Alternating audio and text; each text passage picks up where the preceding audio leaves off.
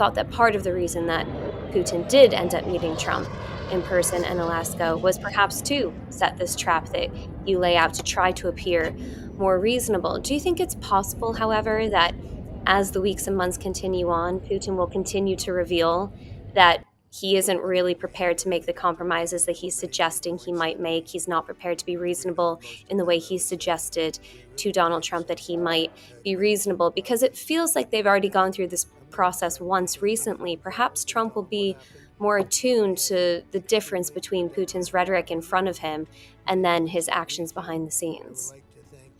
Right. Well, I mean, one of the interesting things is two really interesting things about the Anchorage summit, because they're so far, the only thing we've heard out of the mouth of Putin were specifically those 12 minutes where he actually discussed, where he spoke at the conference. And I would love eventually in the future to like meet the writers' room in the Kremlin of guys who like choreographed these talking points and choreographed the meeting. I mean, it was an absolute masterclass in blowing smoke up Donald Trump. I mean, he had literally like hit every single note. It was like a sort of virtuoso piano performance, like, Russia hoax, da-dum, the whole, the war wouldn't have started if you were president. You didn't lose the election.